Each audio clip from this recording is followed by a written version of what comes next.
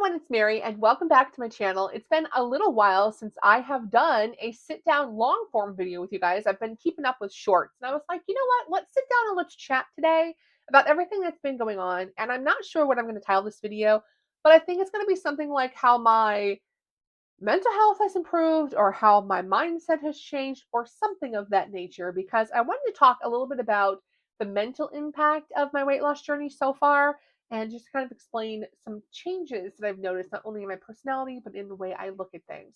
But before we get into that, an update for you guys in case you haven't been following my shorts is that I started Ozempic back in late fall. It was like November. I was on Ozempic until about mid-March, and then in mid-March I switched to Manjaro, and I've been on Manjaro since then. It is now the beginning of July, and I have lost a total of almost 45 pounds. I weighed in yesterday at the doctor's office at 405 even.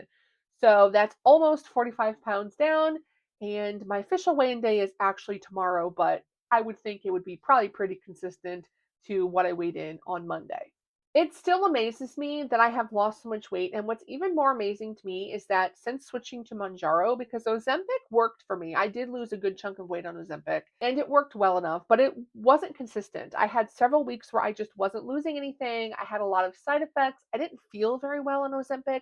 The side effects on that medication were really kicking my butt, and when I switched over to Mounjaro, it was like night and day. It has just been consistent weight loss for me pretty much since the beginning. I've had a few weird things that have popped up that I've talked about in previous videos, but for the most part at this point, I'm on 7.5, and the only side effect I really have is constipation. I don't have any other issues. I feel good. I have a lot of energy, and the weight is consistently coming off. I'm averaging 1 to 2 pounds every single week like clockwork. It's consistent. It's always going down. And since really switching to, I would say it was like the second dose of Mounjaro is where I saw the shift. Really, since moving to that dose, I've not really had any stalls. I know that stalls will come because those come with every weight loss journey, but I am just blown away with how consistent this has been. And I know there are a lot of naysayers out there about GLP-1 medication, weight loss injections in general, but this is actually working for me. And this is the first thing I've tried, I think, in my entire life where it has just been consistent weight loss. And I actually feel like I can do this and I can accomplish my goal of, becoming a healthier weight. Let's talk about some of the bigger impacts I've noticed with this medication, because it's not just the weight loss that has been changing, it's the mental impact that is really the biggest change. And for so long, I really was hard on myself and hated myself because I couldn't understand why I struggled so much with food. I struggled so much with cravings that I didn't understand what it was like for people, because I always thought about food. I was always worried about food. And since being on this medication, I find that I really don't have food cravings anymore. That's probably the biggest change I've noticed, is there's no food cravings. I was always the person that craved sweets. I could eat cakes, cookies, candy all day long. I couldn't imagine not having a dessert after every meal. Like, my snack would always be some kind of a sweet, right? And one of the biggest changes was that I just don't really care for sweets anymore. One good example for this was that my sister and I went to Florida a few weeks ago with my niece for a summer vacation, and we went to Disney Springs, and she wanted to go to the Ghirardelli ice cream shop in Disney Springs because we've never tried it. She's always wanted to try it. So she went and got herself one of them fancy sundaes. And I was like, I don't really know that I want the ice cream, which is a huge deal for me because I'm the ice cream queen, or at least I was. And I was sitting there like, I don't really know that I want it, but I'll get a small chocolate shake just to try it. I had like 2 sips of that chocolate shake, and the first thing I thought was, this isn't very good. It was too sugary, too sweet. And for me, who nothing was too sweet and everything was yummy that was chocolatey, I was a little bit shocked that I didn't want it. And in fact, I threw away like 3/4 of my milkshake because I just didn't like it. Another thing I've noticed is I don't really care for fast food anymore. Again, on our trip, we did a few drive-through runs because we're trying to drive all the way from Indiana to Florida, and we wanted to just hit the drive-through and keep going. I don't care for fast food anymore. It's weird to me how the medication has completely changed the kind of food that I am craving. And in fact, some of the things that were my favorite foods I don't care about. I had a piece of pizza at a friend's house the other day because she had to get together and she just ordered pizza. I could not eat that piece of pizza. It just tasted like grease.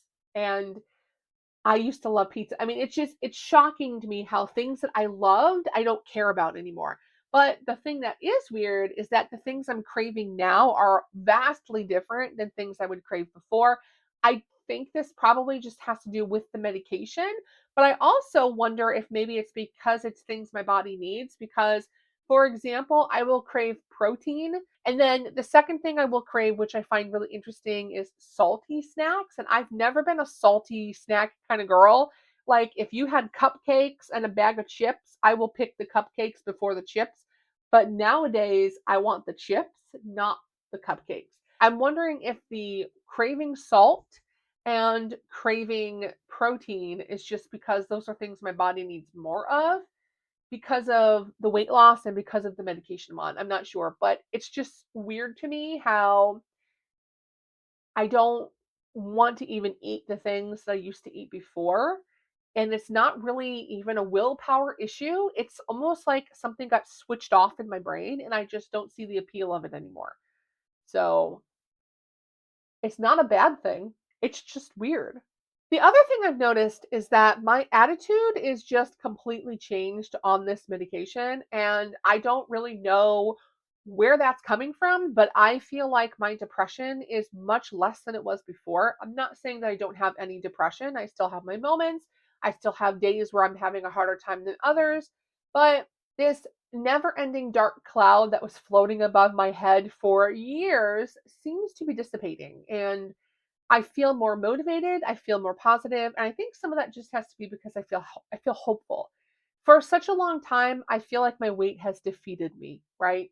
I just kind of accepted the fact that I was going to be very large for the rest of my life, that there was no hope, that I was going to die young, it was going to be a horrible, painful death, and there was just nothing I could do about it because nothing I tried worked. I couldn't get weight loss surgery, and so, well, I guess I'm just going to die. And I accepted that. I accepted just dying and I kind of gave up. And since starting this journey and watching the scale go down every week, I think I finally feel like maybe it's not the end. Maybe there is a chance that I can buy myself some time. I also feel like I'm able to think more clearly. And some of that is because my mind is not preoccupied about the depression, for one. My mind is not preoccupied about food. And I feel like I'm just able to really sit down and concentrate more. I'm not scatterbrained. I'm curious to know if there are any studies out there. And I didn't Google, but I could. I wonder if there are any studies out there that link obesity with depression and with like attitude and motivation, thought processes, whatever. Because I wonder if the two are connected. Like the more obese you are, the more your mental health suffers. And maybe losing weight reverses some of that. I don't actually know. But I definitely have a much clearer mental state than I did before. The depression is much better than it was before. And for the first time in a long time, I actually feel motivated to live. And I have a lot of things I want to do and I feel like maybe I may actually be able to do them. And the other thing is that I want to be more active, which partially is because I've actually lost enough weight where I can be more active. But the second thing is that I want to be out doing more and I think that also has to do with the depression being less. I want to go out and do things with like family and friends. I want to be outside a lot. Right now this summer I've been outside a lot.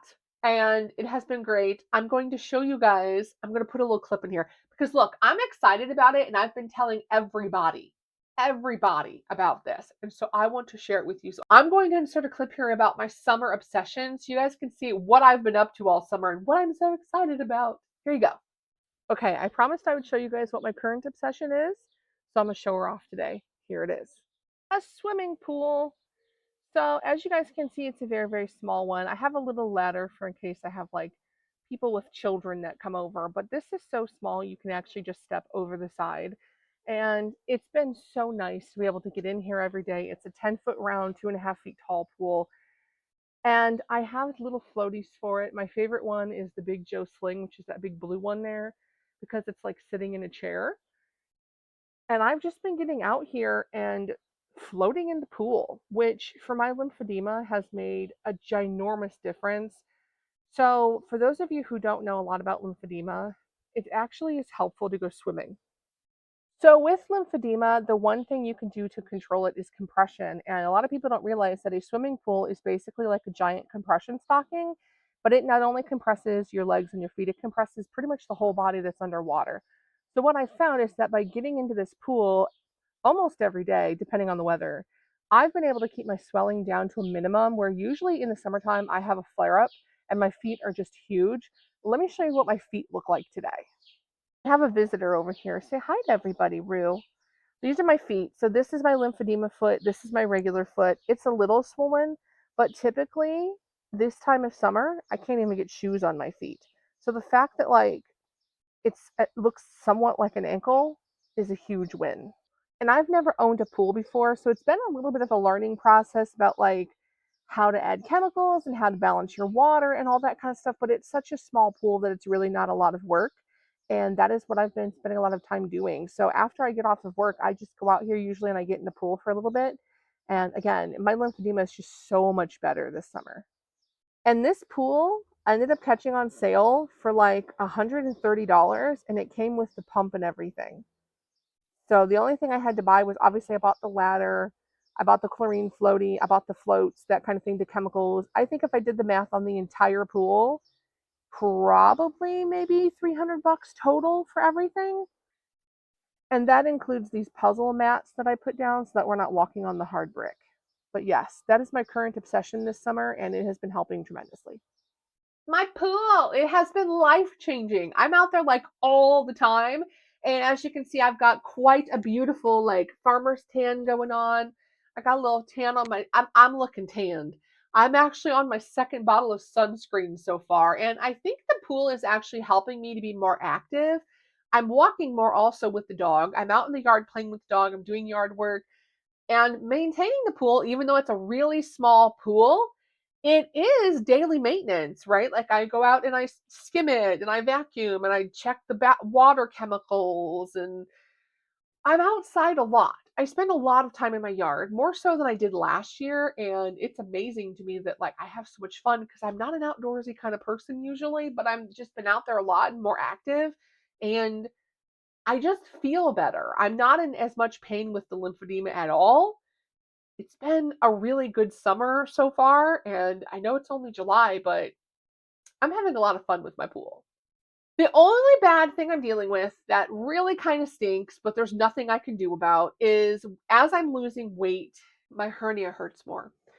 So let me see if I can kind of without showing you my stomach and freaking y'all out, let's talk about it. So here, pretend this is my stomach. This is my stomach, okay? You've got your upper fat roll, you got your lower fat roll, and in the middle, you got your belly button. Okay. I have an umbilical hernia, but mine is spreading because of how bad it is. So here's my stomach, fat rolls, belly button. Okay. I have a belly button hernia, but it follows my incision, and my incision goes like this because that's where they cut me open and took out my ovarian cancer tumor and all the stuff, right? So it starts at the belly button, it goes up a lot, and then it goes down just a smidge. Okay. As I lose weight, the doctor explained to me that the upper fat roll will stay protruding and it will actually protrude more because as you lose weight, the hernia is going to expand to fill in the stretched skin. So the upper fat roll is actually going to get larger as I lose weight, unfortunately. And when they fix my hernia, they'll tuck it all back inside, right? But it's going to get larger. However, the lower fat roll, I'm losing weight.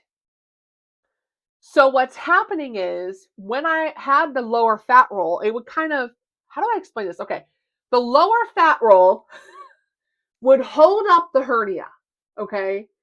But the lower fat roll is shrinking because I'm losing weight. So as the lower fat roll is shrinking, this is dipping. You see what I'm saying? So like before they were like this, now I'm losing weight. This is growing and this is dipping. So what's happening is the hernia is being pulled on more.